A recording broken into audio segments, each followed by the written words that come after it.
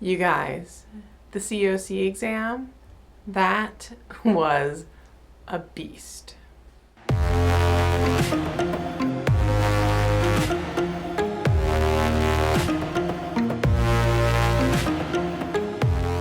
Hey everyone, I'm Victoria. I'm a medical coder, auditor, educator, and content creator, and on my channel I provide tips, tricks, and tutorials to help you be successful in your medical coding career. Some of you reached out after seeing my video on Instagram Reels or TikTok saying that I passed my COC exam and asked me to share my experience. The COC is actually the 6th credential that I have sat for with the AAPC. I have my Certified Professional Coder, Certified Professional Medical Auditor, Certified Risk Adjustment Coder, Certified Plastic and Reconstructive Surgery Coder, and my approved instructor certifications.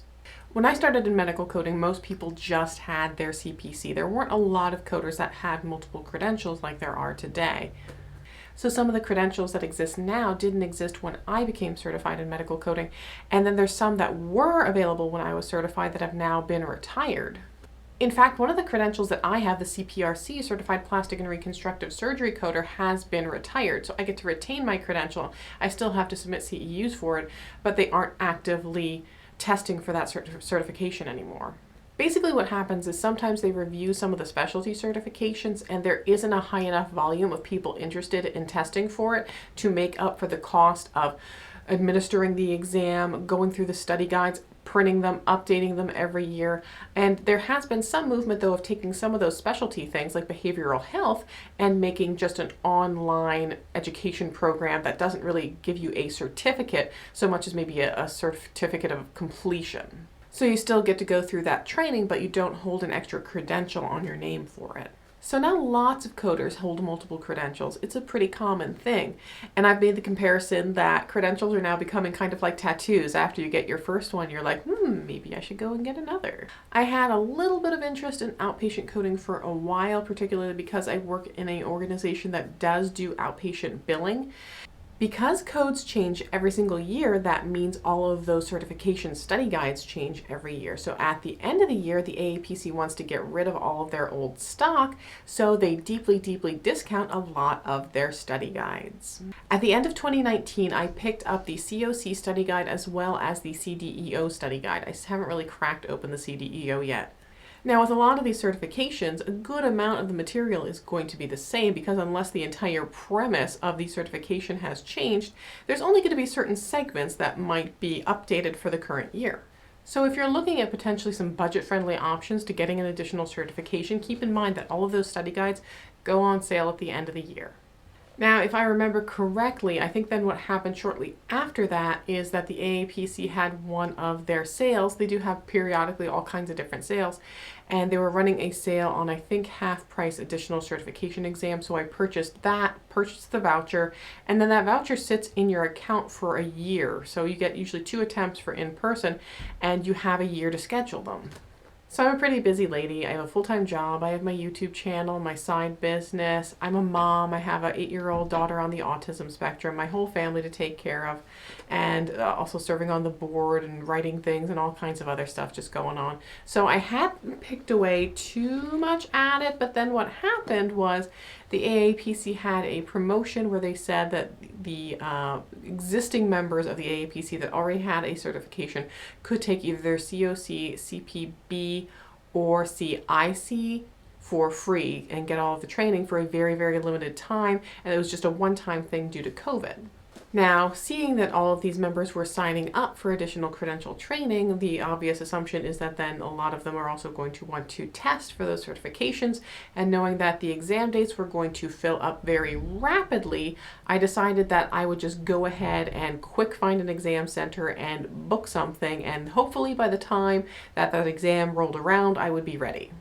I did take a third-party sort of review class. I don't want to say which one because I don't like to feel like I'm endorsing certain organizations, and I didn't really have strong opinions about it really one way or the other. There were definitely some tidbits that I took away.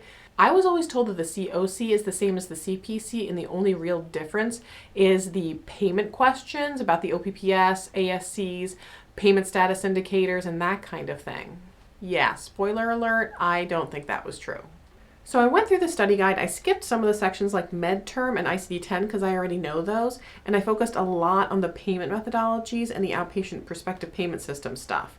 Now I thought because this was going to be a lot of like ASC, ambulatory surgical center type coding, my expectation was like, oh, it's going to be like day surgeries, like laparoscopic cholecystectomies and lipoma removals and simple stuff that I'm really familiar with coding.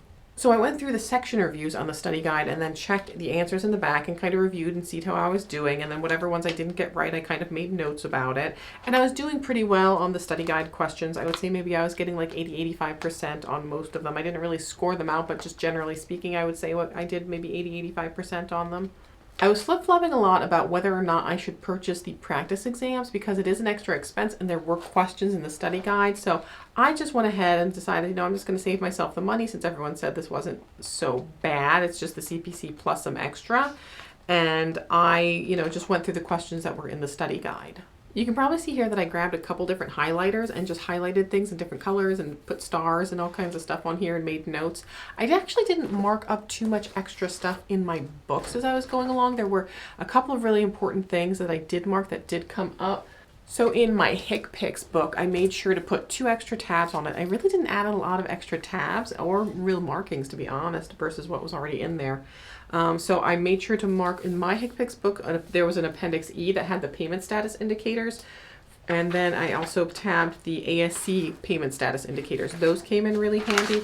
And I didn't put a tab there, but I made sure I put a big star on it so I could recognize it really easily when I saw it, because I had a feeling they were going to ask a bunch of questions on this. And it did come up, code GO463, which is the hospital outpatient clinic visit for assessment and management of a patient. I was struggling a bit to get in study time, especially with having to do virtual schooling now with my daughter and just everything going on with this crazy world. So what I tried to do is really, really focus on the payment methodologies because I knew that was the area that was kind of new to me. And before I knew it, that test date kind of rolled around, so I tried to cram as much as I could in the week or two prior to that and then just kind of crossed my fingers. Exam day rolled around, and like most exams, it was very early in the morning, so I showered ahead of time and then just basically rolled out of bed, threw on my glasses. I packed everything in my rolly bag, so I packed all of my coding books, and actually I think I stuck them in my car the day before so that I knew everything was packed, my number 2 pencils, my books, and it was in the car, and the car was locked, and everything was good. I packed 2 thermoses of coffee as well as an insulated lunch bag with some string cheese and almonds and some snacks in it. And I did pack, I think, just some essentials. I didn't take my whole purse with me, but I wanted to make sure that I had like my wallet because I knew I would need my photo ID for the exam.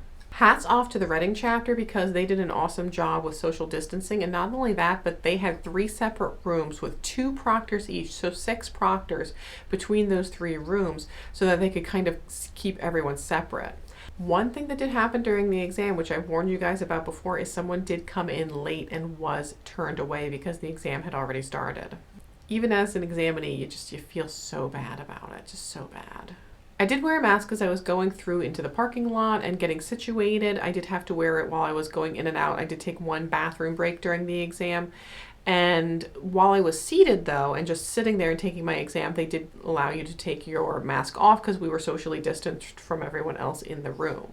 The proctors did also ask that I flip through my own book so that it kind of limits that contact. So I did that very carefully, very slowly to show them that I didn't have anything inappropriate in my books.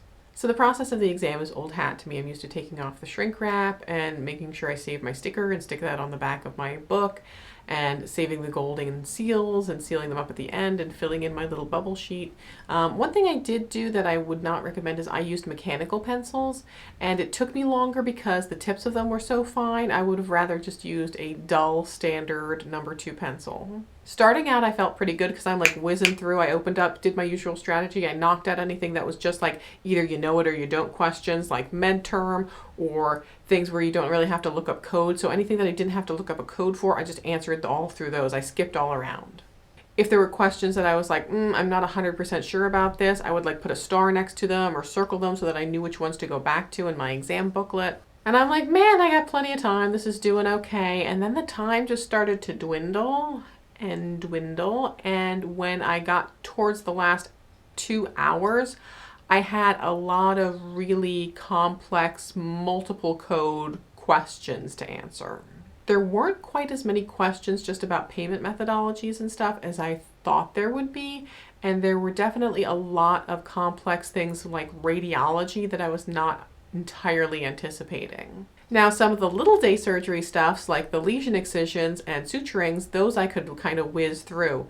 The others, they took me more time, and I was having, I think, a little too much of a thought process on some of them.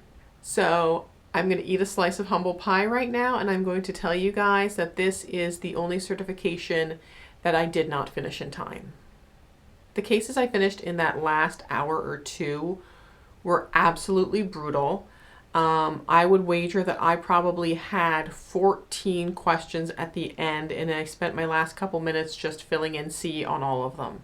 Because some of those questions were just so intense and I ran out of time, I walked out of there and I thought, there's no way that I passed this. I'm so glad I didn't tell anyone I was taking it. That was brutal. If I fail, not taking it again. So I compartmentalized it, I shut it away, I didn't think about it. I checked my app after a couple of days, and then maybe 2 or 3 times a day I would check to see the status of it, if it was received or grading. It actually didn't hit receive status until about a week later. It was about 2 weeks later that it started grading, and then a couple of days later it resulted. So I got the notification in my email that my exam results were ready. So I logged into the My AAPC app, and the first thing I saw under my list of credentials was, holy cow, the COC was there. And I could not believe it. I just was floored. I was absolutely mentally prepared to never take that exam again because it was just so bad. And I didn't finish in time, but I guess whatever questions I did answer, I must have done really well on them because I actually didn't do too bad. So super thrilled I won't have to take that again. As far as tips, definitely make sure you know your modifiers that are approved for hospital outpatient use. Like I said, those payment status indicators you're going to want to know, that G code for the hospital outpatient E&M visit. There was a lot more ED stuff on there than I was anticipating, and a lot more type of radiology and diagnostic types of procedures. I did have 1 or 2 pages, I think, with notes about things like what's a pass-through payment, but to be honest with you, I'm not sure I even looked at any of my notes during the entire exam. So that's my experience taking the COC exam. I think my method of just getting the study guide is probably not for everyone. If you are someone who did get that free training, you know, lucky you, because I think you'll be way better off than I was. I hope you found this video helpful. If you did, make sure you give it a big thumbs up. Don't forget to subscribe and hit that notification bell because you're going to want to get alerts when I post new episodes. I will see you in the next episode, and until then, just keep on coding on.